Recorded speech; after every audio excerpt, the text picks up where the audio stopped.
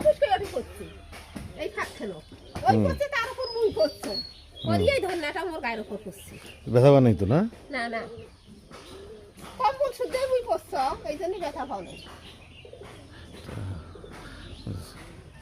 আর দুয়ার ওই দিনে আছে